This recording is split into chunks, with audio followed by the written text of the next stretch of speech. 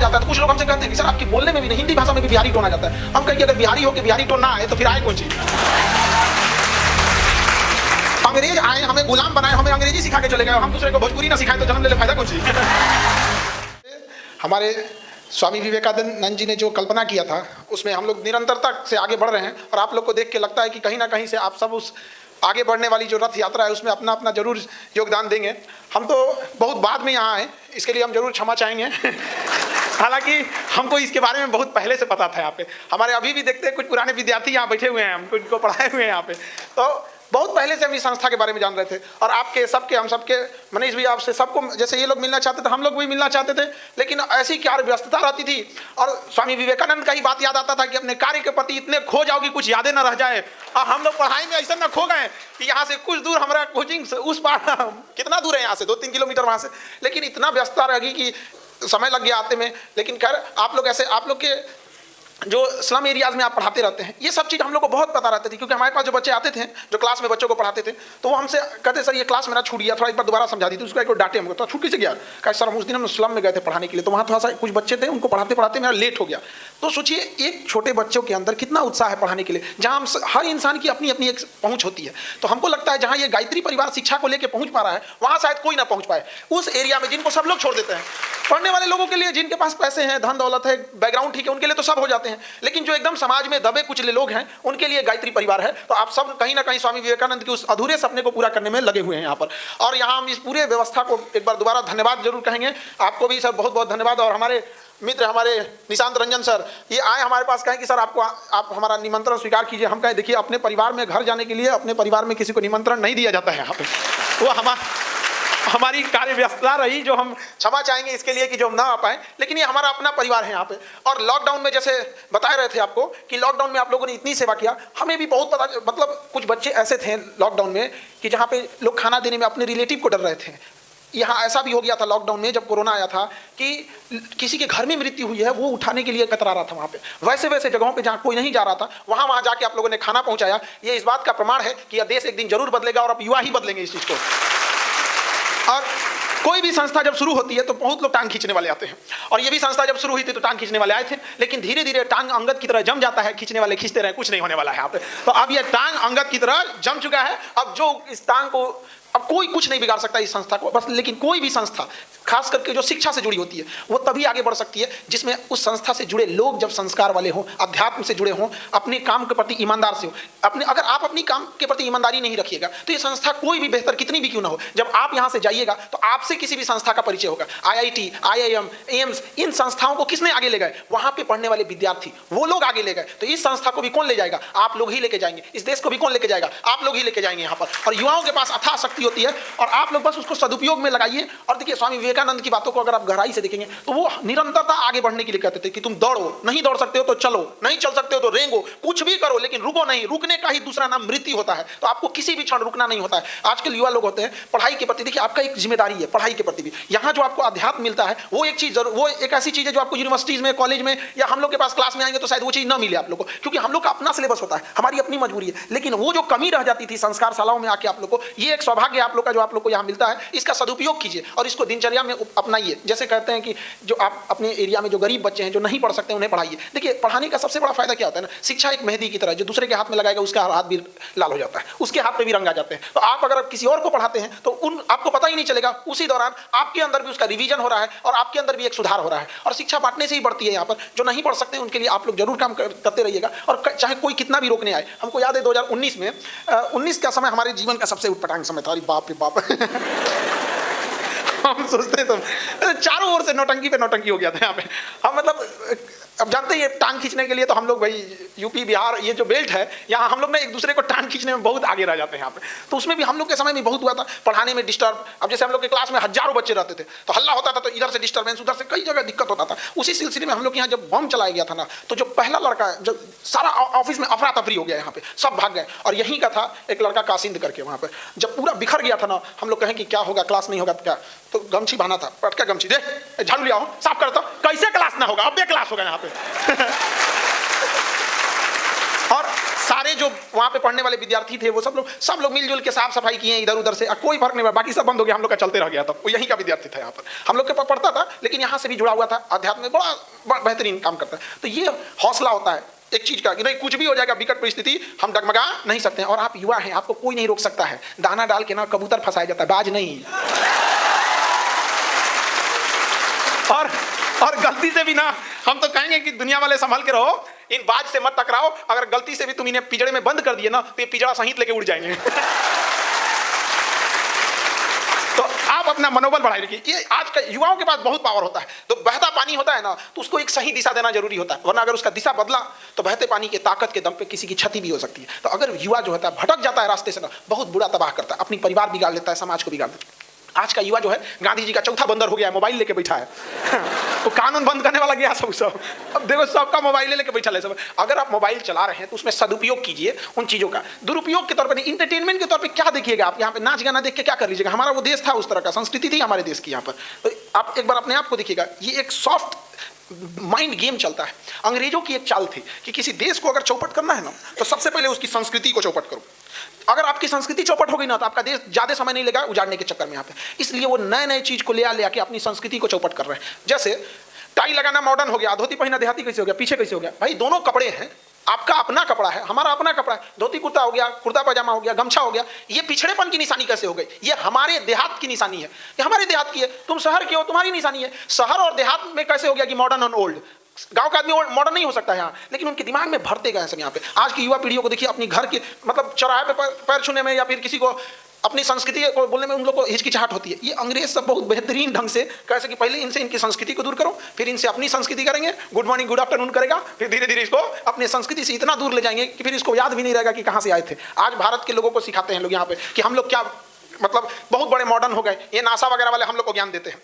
आप जब हम लोग पढ़ाते हैं अंतरिक्ष के बारे में, एस्ट्रोनॉमी, जब हम लोग खगोल के बारे में पढ़ाते हैं, तो वहाँ हम लोग बताते हैं कि पृथ्वी के बाद मंगल ग्रह है, मंगल के बाद ना बहुत सारे ग्रहों के टुकड़े हैं, छोटे छोटे ग्रहों के टुकड़े हैं जिन्हें क्षुद्र ग्रह कहते हैं। और ये गिर जाएंगे ना तो पृथ्वी पर अंत हो जाएगा। एगो गिरा था इजिप्टा नाम का, डायनासोर मर गया सब, एगो गिरल था। और ऐसा ऐसा करोड़ों हैं सब, और उसको रोक के रखा है बृहस्पति ग्रह। बृहस्पति ग्रह को रोक के रखा है, खींचता है क्या कि पृथ्वी पर ना गिर सके। और वही बृहस्पति को इसलिए वैक्यूम क्लीनर कहा जाता है, क्योंकि वैक्यूम क्लीनर खींच लेता है। और बृहस्पति को एक चक्कर लगाने में 12 साल लगता है। और हम लोग 12 साल पे कुंभ का मेला लगाते हैं। 12 साल पे आता है कुंभ, और नासा वाला हम लोग को सिखा रहा है। अरे बला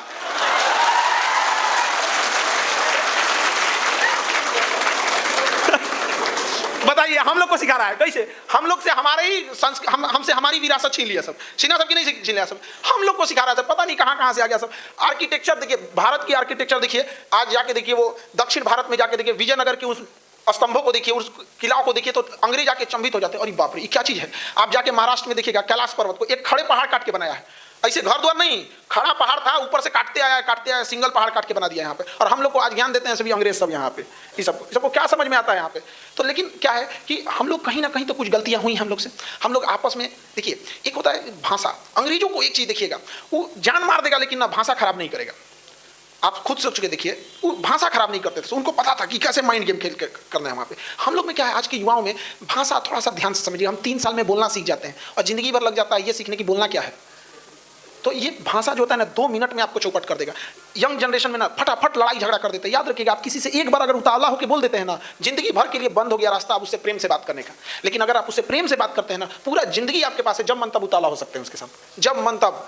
लेकिन आज देखिए, हम लोग में छोटे मोटे नॉर्मल झगड़ा लड़ाई में बच्चों को आज देख रहे हैं कहाँ चले गए यहाँ पे। तो ये भाषा पे प्लीज आप लोग कंट्रोल करके रखिएगा। कभी किसी दूसरे की बुराई वगैरह नहीं कीजिएगा। यहाँ पर हम लोग की कब मीटिंग हुई थी अभी, हमारे मतलब कुछ देर पहले हम लोग मिले थे, हमारे निशांत सर। तो हम लोग भी यही कर रहे थे, सर इतने लोग आते हैं, एक बार सब लोग को मिल के हम तो ऐसे भी करते हैं कि देखिएगा, कभी कभी कोई एक बड़े मंच पे जाके एक व्यक्ति दूसरे व्यक्ति की बुराई कर रहा है। हम लोग क्योंकि शिक्षा क्षेत्र से जुड़े हैं, तो हमको इनसे भी गुजारिश रहती है कि चलिए हम सब लोग मिल के कहें, कम से कम ये शिक्षक दूसरा का ना बोले, ताकि विद्यार्थी देख के दूसरे को ना बोलेगा यहाँ पर। तो हमेशा ये कोशिश रहती है कभी किसी की बुराई वगैरह नहीं कीजिएगा। याद रखिएगा, जो आपको बनाया है वही बिगाड़ सकता है आपको, अदरवाइज में कोई नहीं बिगाड़ सकता आपको। माँ बाप अगर चाहते तो बचपने में बिगाड़ देते आपको, नहीं पालन पोषण करते, ऊपर वाला भेजा है ना, वही बिगाड़ सकता है। बाकी इन लोग के रास्ता रोकने से कुछ नहीं होने वाला है। रात कितनी भी बड़ी क्यों ना हो, सुबह होने से नहीं रोक सकती है, होगा सुबह।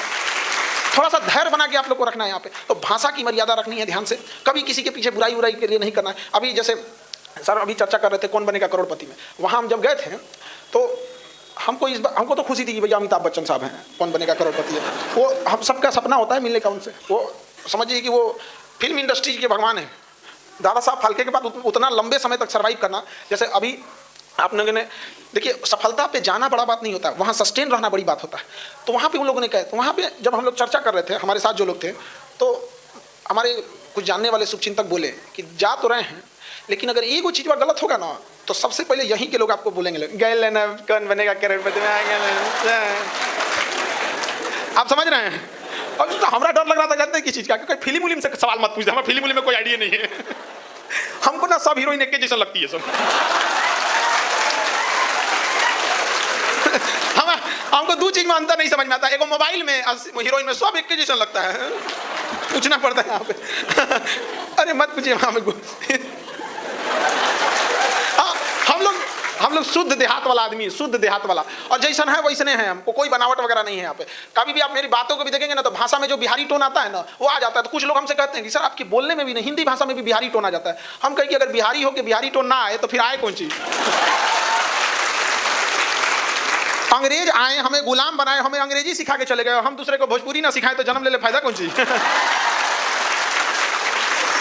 तो कभी बदलने की कोशिश मत कीजिएगा, लेकिन हाँ, जहाँ है सिंप्लिसिटी में रहिएगा। यहाँ पे कभी दिखावा में मत रहिएगा। यहाँ पे क्या कीजिएगा दिखावा करके? ये संसार की चीजें यहीं रह जाएगी। यहाँ झगड़ा, लड़ाई, धन दौलत, द्वेष, एक दूसरे को पीछा करना, मतलब किसी को पीछे कर देना, उसको बर्बाद कर देना, ये सब चीजें यहीं रह जाएगी। हमारे आपके सबके जीवन में एक ऐसी शाम आएगी जिसके बाद कोई सुबह नहीं होगा, फिर याद आएगी तो हमारी अच्छी काम और कोई नहीं। आज स्वामी विवेकानंद उस युवा अवस्था में जब इस संसार को छोड़ के चले गए तो क्या चीज याद आता है? उनके विचार। तो हमें और सबको ये सोचना चाहिए कि उस दिन के बाद हमारी किस काम को लोग याद करेंगे यहाँ पर। इसलिए कभी किसी के टांग खींचने के पीछे मत रहिएगा। हम लोग पीछे क्यों हो गए? हम लोग ना 10 आदमी आगे बढ़ता है तो 20 गोकरा पीछे खींचता है कि नहीं? अच्छा, इतनी बेहतरीन संस्था आपकी गायत्री परिवार युवाओं को क्या सिखाता है? यही ना कि भाई आप नशा मत कीजिए, अध्यात्म की ओर बढ़िए, सदुपयोग कीजिए समय का। एक रोक टांग खींचेगा, देखिएगा ना ऐसे क्या करने जाते हो। अरे भैया एक बार बोलो उससे कि काहे इतना फोन चलाते हो, मना करो। अब समझ रहे हैं ना यहाँ पे? तो हर समय में, इसलिए आप सारे बच्चों से कहते हैं कि कोई कुछ बोले तो उसको ज्यादा गौर से मत लीजिएगा। ये वही देश है, ये वही संसार है जिसने माँ सीता को अग्नि परीक्षा में बैठाया था। हमारी आपकी क्या औकात है? आप सोच सकते हैं भगवान को नहीं छोड़ा लोग ने। आप कल्पना कीजिए यहाँ पे क्या हाल हो गया था यहाँ पे। तो ज्यादा ही लेकिन युवा लोग जो हैं अपनी शक्ति का उपयोग किए, पढ़ाई लिखाई के प्रति प्रेरित रहिए। देखिए एक समय आएगा ना, समय के बाद कुछ चीजें जो होती हैं, अगर समय बीत जाएगा तो उसको आप दोबारा नहीं संभाल पाइएगा। अभी के समय में ना मैनेजमेंट किस तरह से करना है, टाइम मैनेजमेंट, आपको फैमिली को भी ध्यान देना है, पढ़ाई को भी ध्यान देना है, समाज भी ध्यान देना है, अपने फ्यूचर के लिए भी प्रेरित रहना है। क्योंकि एक समय जब ऐसा आएगा ना, जब आपके ऊपर जिम्मेदारियां आएंगी, तो फिर आपको समझ में आएगा कि जो समय हम गंवा दिए वो दोबारा लौट के नहीं आ सकता। समय, टेक्नोलॉजी और पैसा, इस सब चीज़ से हमेशा संयम बना के चलना चाहिए। अगर हम टेक्नोलॉजी को छोड़ दें तो फिर बर्बाद हो जाएंगे यहाँ पर। आप इसका सबसे ज्वलंत एग्जाम्पल समझिए, जब आज से 70 का दशक था तो हम लोगों ने ना मिसाइल टेक्नोलॉजी में अपना पूरा फोकस लगाया, लेकिन हवाई जहाज बनाने में नहीं लगाया। आज 50 साल बाद दुनिया में सबसे बेस्ट मिसाइल हम लोग बनाते हैं, लेकिन हवाई जहाज कोनो काम का नहीं। ड्रोन ना बना पा रहे हैं लोग बढ़िया, चाइना से खरीद के आ रहा बिया वाला ड्रोन। अब हम लोग से कहते हैं बाइकआउट करो। अरे भैया बाइकआउट करके जाए कहाँ? आप भारत में बना दीजिए। हम लोग देखिए, हम लोग भारत वालों को कोई देश प्रेम ना सिखाए, हाथ जोड़ के कहते हैं सब लोग से, हमसे ज्यादा देश प्रेम नहीं सिखाए कोई। 100 मीटर मोदी जी चले थे लक्षद्वीप पर, चले थे ना, मालदीव लोग भूल गए कि नहीं भूल गए यहाँ पे? तो हमें प्रेम ना, देश प्रेम ना सिखाए, लेकिन हमारे पास लक्षद्वीप था ना जी। अब आप ले आके कहिएगा पटना के जगह आओ, पटना घूमो, मालदीव भूल जाओ। हमारे पास था कि नहीं? तो हम लोग के पास अगर उस तरह का विकल्प रहे तो हम जरूर अपने देश के लिए काम करेंगे। यहाँ पर हम युवाओं को कौन समझाता है भैया यहाँ पे, लेकिन विकल्प ही नहीं रहता है। तो टेक्नोलॉजी, जितनी बेहतरीन टेक्नोलॉजी है उससे कभी अपने आप को पीछे नहीं छोड़िएगा। जो बेस्ट टेक्नोलॉजी है अपने समय की उसका यूज कीजिएगा। मोबाइल में आप लोग यूज क्या करेंगे? एक फेसबुक, ये हमारा आज ले नहीं आता है चलाने में, बहुते बटन रहता है। हमको सबसे सही व्हाट्सअप लगता है, लिख के ढकेल दो चल गया। और जो जाऊ बताइबो करता है, ये को मार लिया तो अभी रास्ते में अटकल है, 2 को मार दिया चल गई लो, नीला हो गया देख ले लो। हमको वो सबसे सही लगता है। 1 रुपया वाला जो मैसेज होता है ना, जो पहले 1 रुपया कटता है, वो हमरा से ना लिखाई जाता है, कहाँ जाके लिखना होता है। तो टेक्नोलॉजी लेकिन आप लोग जरूर यूज कीजिएगा। फेसबुक हम लोग क्या करेंगे यूज करके, हमारा काम ही नहीं है यहाँ पर। समझ आगे कि नहीं आ गया? हम लोग उस टाइम उतना फुर्सत भी नहीं मिलता है। लेकिन एक वही जो नाचने उचने वाला कौन चीज, इंस्टाग्राम, उस सबसे बच बचा के रहिएगा युवा पीढ़ी में यहाँ पर। अरे भैया आप समझो ये सब चीज़ों से, ये आपके माइंड पर, आपके पूरे भारत के माइंड को अमेरिका के कैलिफोर्निया में बैठ के कंट्रोल किया जा रहा है।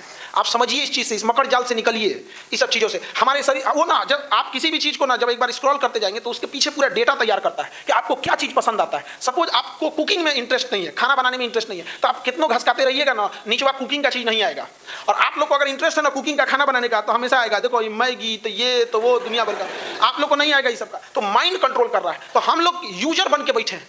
हमारे यहाँ कोई प्रोडक्ट, हम लोग क्या अभी अपना कोई एक सोशल मीडिया बनना चाहिए यहाँ पर, ट्विटर विदेश का, गूगल विदेश का, ये सब तो हम लोग क्या यूज हो रहे हैं, वो बना के दे दिया है, झुंझुना खेल रहे हैं। याद रखिएगा, बहुत बड़े गलतफहमी में आप जी रहे हैं कि अंग्रेज चले गए हैं। याद रखिएगा 1498 में वास्को डी गामा फिजिकली आया था, अभी ससुरा अंग्रेजवा डिजिटली आया है। समझ आ गया कि नहीं आ गया? कोनो एगो पुरस्कार दे देगा महिला को, खूब बड़ा सुंदरता में, ये वो अध्यात्म में भी तो दे सकते हो। हाँ आज दिया है, दे देंगे ना तो कहेगा पीछे हैं लोग, पीछे हैं, उसको पीछे घोषित कर देगा, ओकरा दे देगा पुरस्कार, साल भर साबुन तेल बेचवाएगा, साबुन तेल। तो हम लोगों को किस तरह से ढकेला जा रहा है पीछे ना, ये हम लोग समझेंगे यहाँ पर। समझा कि नहीं आ गया? हमें हर हाल में देखिए, अगर देश बचाना है तो शस्त्र उठा लीजिए, और संस्कृति बचानी है तो शास्त्र उठा लीजिए। दोनों आपको जरूरत लगेगा यहाँ पर, भाई दोनों के बिना आप नहीं रह सकते यहाँ पर। अपनी कुछ भी हो जाए बहू, अपनी सभ्यता संस्कृति को नहीं भूलिएगा यहाँ पर, चाहे जैसे भी रहे यहाँ पे, जिस परिस्थिति में रहे। सबके सामने संकट आते, तकलीफ आती है। हम लोग के जो हमारे जो स्वतंत्रता सेनानी रहे हैं, जो देश के लिए कुर्बानियाँ दी, इतना यकीन मानिए कि जिस कंडीशन में आज हम लोग हैं, ये दिन देखने के लिए नहीं दिए थे यहाँ पे। केवल जी रहे हैं लोग यहाँ पे। हर इंसान नौकरी से पहले यूपीएससी में जाता है, 3 पेज का निबंध लिखता है, दहेज लेना गलत है, ये है, ब्याह के बाद 1 करोड़ दहेज लेता है, नौकरी हो जाता है 1 करोड़ दहेज लेता है वहाँ पे। बताइए, सबसे ज़्यादा वही ले लेता है। तो महिला लोग, आप लोग भी थोड़ा सा अपने आप में और प्रोग्रेस करने की जरूरत है। देखिए, सबके जीवन में कठिनाई आई है, सड़क के पत्थर हर जगह रहेंगे, लेकिन याद रखिए आपका कदम वही रोकेगा जो कंकड़ पत्थर आपके अपने जूते में चला गया है। वो छोटा पत्थर ही आपको आगे नहीं बढ़ने देगा। सड़क के पत्थर कभी रास्ता नहीं रोक पाते हैं यहाँ पे। तो सबके सामने समस्याएं आएंगी यहाँ पे, लेकिन पढ़ लिख कर इतना काबिल बनिए, उस मुकाम पे जाइए कि सामने वाले की हैसियत ना हो दहेज मांगने की, और उस मुकाम पे जाइए। देखिए, आप माँ बाप की प्रॉब्लम समझिए, आप समझ नहीं पाती। देखिए, एक किसी के यहाँ एक गेहूँ है, गेहूँ, और किसी के पास कोई फल रखा हुआ है। 2 व्यापारी हैं, एक गेहूँ रखा है, एक फल रखा है। फल वाले को टेंशन होता है कि एक लेट हो जाएगा तो मेरा वैल्यू खत्म हो जाएगा, मेरा वैल्यू खत्म हो जाएगा, और गेहूँ वाले को है 1 महीना बाद ही जाएगा। तो समाज ना 2 तरह से दिखता है पुरुषों को, पता है? बूढ़े हो जाएगा तो क्या दिक्कत है? एक 35 साल पे बिया हो तो नहीं समझे। और आप लोग को सोचता है कि 20-22 हुई, उसको बोझ समझने लगता है। तो माँ बाप को बात देखिए, माँ बाप भी समाज से लड़ते हैं। एक बार घर जाइएगा तो अगर आपके माँ बाप पटना भेजे हैं पढ़ने ना, तो पिताजी से कभी अकेले में बैठ के कहिएगा, पिताजी से आंख में आंख मिला के, कि पिताजी भरोसा कीजिए, हम आप हमें पढ़ने भेजे हैं ना, कभी आपका सर नीचे नहीं होने देंगे। समाज जो भी कहता है सुन लीजिए, लेकिन अपनी बेटी पे भरोसा रखिए, आपका सर झुकने नहीं देंगे। एक समय आएगा जब लौटेंगे तो कामयाब होकर लौटेंगे, चौराहे पे आपका इज्जत बढ़ाएंगे वहाँ पे।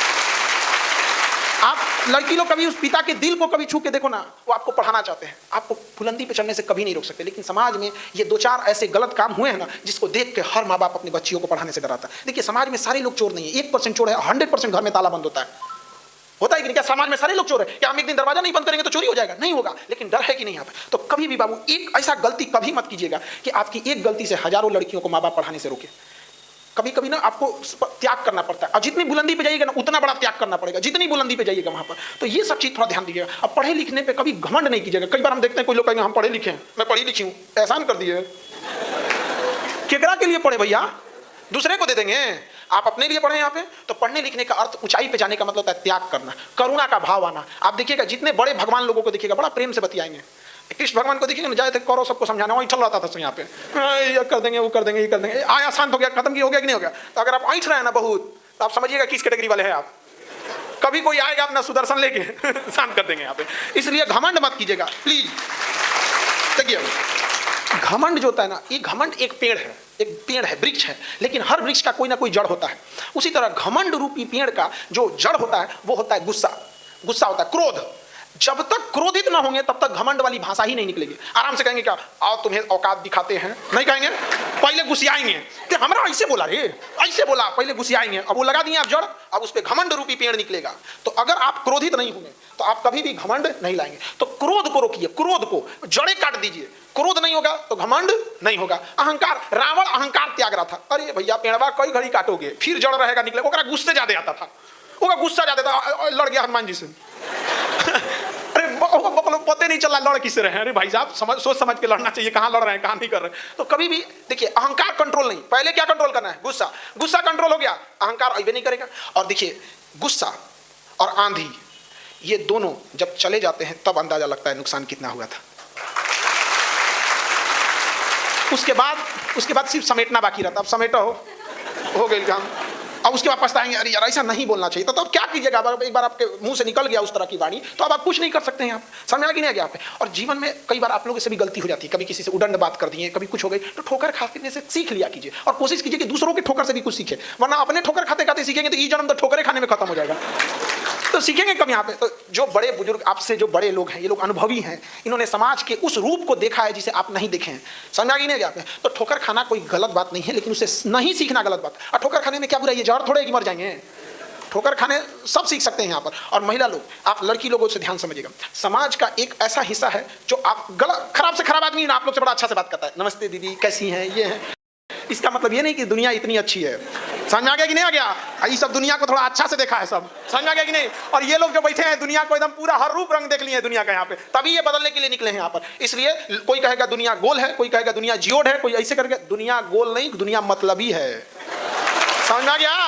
इसको जितना जल्दी समझ जाओ उतना समझो यहाँ पे। और यहाँ अलग अलग भाषा बोली जाती है, जैसे हम भोजपुरी बोल सकते हैं, कोई मगही बोलता है, कोई अंग्रेजी, कोई मराठी। इन सब में सबसे मीठी भाषा होती है मतलब की भाषा। जब मतलब होगा इतना मीठा बोलेगा, चाहे जिस भाषा में बोले। समझ आ गया कि नहीं आ गया? तो दुनिया को लड़की लोग उस रूप को भी देखिएगा जो आपको नहीं दिखाया जा रहा है। इसलिए कोई प्रेम से बोले तो याद रखिएगा, हर जरूरी नहीं कि हर प्रेम से बोलने वाला व्यक्ति ही निस्वार्थ भाव से जुड़ा हो। कई बार प्रेम रूपी भाषा के नीचे मतलब की नदियाँ बहती हैं। तो कभी भी अपने आप को एक बार संभलिएगा और एक बार सोचिएगा, माँ बाप आपका कभी बुरा नहीं चाहते, लेकिन वो दुनिया के हर रूप रंग को देख लिए हैं, वाकिफ़ हैं उस चीज़ों से। आप समझ आ रहा है कि नहीं आ रहा है?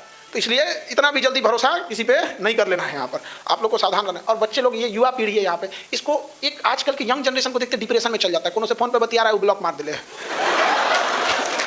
एक तो ये आजकल का युवा सब ने इधर देखो, एक चीज लड़का हो या लड़की, एक चीज दिमाग में बैठा लो, जो आपको नहीं पसंद करता है वो कभी नहीं करेगा, चाहे मर जाइए आप।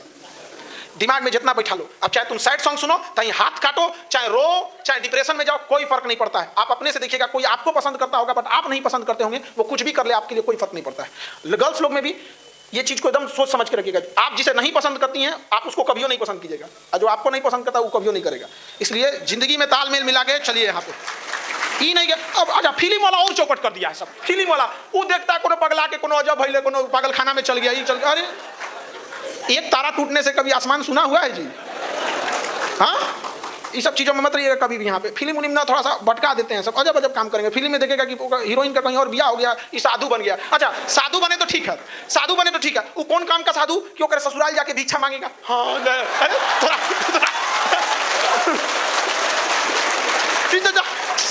साधु बनो तो जाओ कहीं भिक्षा मांगो, ओकर यहाँ जाओगा भिक्षा मांगे, आंख से आंख मिला के देगा, देख तोरे चक्कर में साधु बन लो, क्या फायदा भाई? तो युवा पीढ़ी ये सब लाल पीला हरा से बचिए। बाज की तरह उड़ान भरना है तो तितलियों का साथ छोड़ दो। समझ आ गया कि नहीं? और लड़की लोग 75 आएंगे 75 जाएंगे, जिंदगी भर साथ वही देगा जिसे पापा खोज के लाएंगे।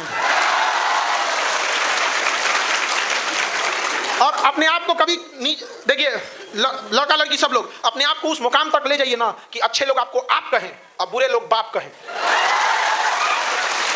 अच्छा के लिए अच्छा, खराब के लिए खराब। सबको अगर समझा सकते थे ना तो बांसुरी बजाने वाला कृष्ण कन्हैया महाभारत होने नहीं देते हैं।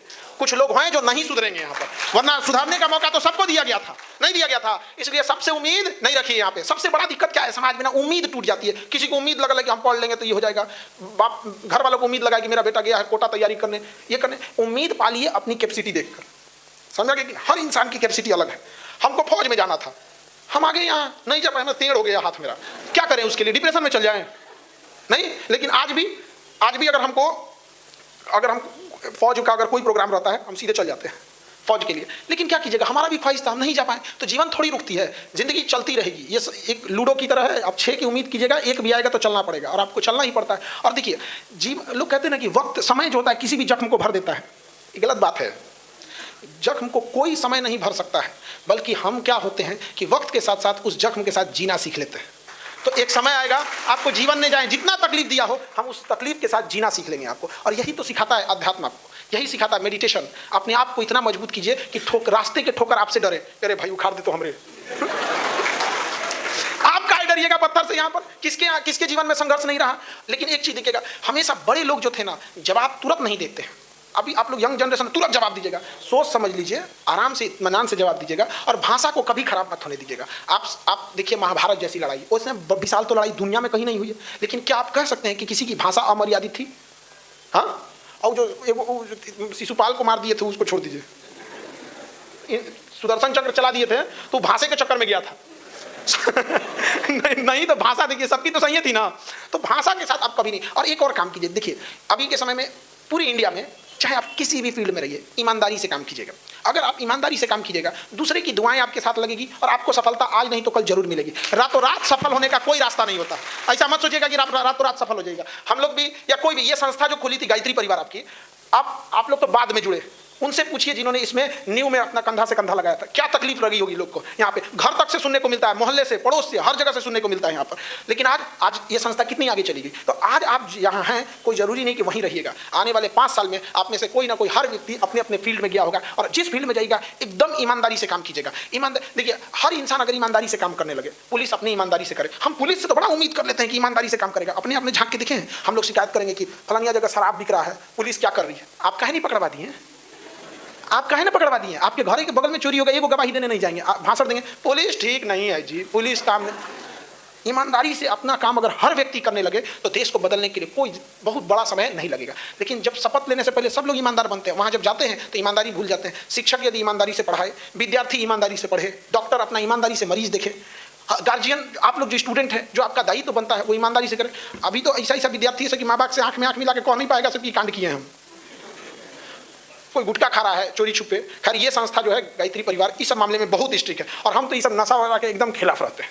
एकदम मतलब हमको ये एकदम क्या मिलेगा यहाँ पे, गुटखा, पान, शराब, बीड़ी, सिगरेट, ये सब से क्या मिलता है अपना शरीर खराब करके। आप ये सब नशा वगैरह करके जितना काम करते हैं उससे ज़्यादा व्यक्ति वाला काम, जो घर पे बैठ के फर्स्ट क्लास एक्सरसाइज कर रहा है, योगा कर रहा है, अपना ध्यान लगा रहा है, वो आपसे ज़्यादा स्वस्थ रहेगा। जो भी इस तरह का, ये सब चीज़ों से एकदम दूर रहिएगा और पढ़ाई लिखाई के प्रति समर्पित रहिए। माँ बाप का एकदम आज्ञा मानिए, किसी के प्रति संस्कार से पेश आइए, और भाषा को खराब कभी मत कीजिए। यहाँ पर ईमानदारी से जहाँ भी हैं वहाँ काम करते रहिए। किसी की बुराई मत कीजिए, किसी को देख के मत जलिए। हर इंसान को अपने समय से ज़्यादा, और समय से पहले और भाग्य से ज़्यादा किसी को कुछ नहीं मिलता है। समझा रहा कि नहीं आ रहा?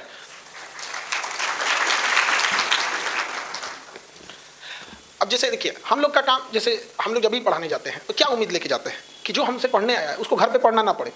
यही हमारे लिए ईमानदारी है। आज तक हमको कोई पूछता है क्या करता है, हमको कुछ नहीं सब देता, हमको बस एक ही ईमानदारी से रहते हैं कि हम जो चीज़ बताने जा रहे हैं बच्चों से, अगर पढ़ने आए हैं हमारे पास बच्चे, तो उन्हें घर पे पढ़ने की नौबत ना आए। वहाँ पढ़ ले, घर पे जाने के बाद ना भूले। वैसे आप जिस फील्ड में हैं आप वैसे काम करते रहिए। अब सपोज कीजिए किसी का बिजनेस है, आप में से कुछ लोग बिजनेस सेक्टर में जाएंगे, तो आप क्या सोचिएगा कि आपका जो बिजनेस है, जो आपका ग्राहक आया है, उसको किसी भी तरह की दिक्कत ना हो। जिस फील्ड में आप जाइए, जहाँ भी, जैसे आप जाते हैं स्लम एरिया में पढ़ाने, तो उन बच्चों का देखिएगा ना, बेचारे बड़े गरीब घर से आते हैं, उनका लेवल जो होता है सामान्य बच्चों से थोड़ा सा, पढ़ाई लिखाई का उतना माहौल मिला नहीं तो थोड़ा सा नीचे होता है। तो आप लोग क्या करिएगा, उनको कहिए, समझाइए कि भाई देखो तुमको टेंशन लेने की जरूरत नहीं है, तुमको ऐसे समाज में तुमको पैसे से कमजोर थे या कैसे भी थे, तो थोड़ा आप अपनी ओर से मेहनत कीजिए, उसको और मोटिवेट कीजिए। अगर अच्छा कुछ काम कर देता है तो कुछ अपने ओर से थोड़ा सा कभी। छोटे छोटे बच्चे सब क्या होता है, हम लोग तो वेरी गुड मिल जाता था तो एकदम खुश हो जाते थे, ऐसा लगता था अभी कॉपियाँ म्यूजियम में रखेंगे हम। तो कभी दे दीजिए। कभी कोई कमजोर विद्यार्थी भी हैं जो थोड़ा सा समझिए तो गड़बड़ भी करता है, तो थोड़ा सा वेरी गुड ये सब देके काम आगे बढ़ाते रहिए। बाकी आप सब लोग समाज के प्रति प्रेरित रहिए। हमेशा ये सोचिएगा कि आपका काम ऐसा होना चाहिए कि देश गर्व करे, न कि परिवार। समझा कि नहीं? क्या छोटा काम कीजिएगा परिवार को खुशी होगी, बड़ा काम कीजिएगा पूरे देश को खुशी होगी। आज विवेकानंद को केवल परिवार को खुशी होती है क्या? पूरे विश्व को खुशी होती है, पूरे विश्व को। APJ अब्दुल कलाम, भीमराव अम्बेडकर साहब, क्या इन लोग से केवल परिवार खुश रहता है? पूरे विश्व को इन लोगों ने रास्ता दिखाया। तो आप में से भी कोई युवा आएगा और विश्व में रास्ता दिखाएगा। और आने वाले समय में हम यही कामना करते हैं कि आने वाले समय में जब हम लोग कहीं जाएं तो हम ये आप लोग का उदाहरण दे सके कि ये इस परिवार के बच्चे थे, आज देखिए जिस फील्ड में गए क्या बेहतरीन काम किया है। तो युवा दिवस की आप सबको ढेर सारी शुभकामनाएं। स्वामी विवेकानंद के दिखाए रास्ते पे चलिए, और ये संस्था आपके लिए हमेशा कार्यरत रही है। इस संस्था का भी नाम आप लोग को बढ़ाना आपका कर्तव्य बनता है। यहाँ पर जरूरी नहीं कि संस्था, ये लोग चाहते तो अपने परिवार के साथ खुश रह सकते थे, ये लोग चाहते तो हर चीज़ में संपन्न हैं लोग, लेकिन बावजूद ये लोग अपना समय परिवार छोड़ के आप लोग के लिए अगर तत्पर रहते हैं तो आपका दायित्व तो बनता है कि इन लोग को भी बदले में वो करके दिखाएं ताकि समाज में बदलाव जाए। तो लोग जो इनके ऊपर उंगलियां उठाए थे वो आके कहें कि हमसे गलती हुई थी, इस संस्था के ऊपर उंगलियां उठाए थे। ये आप सबका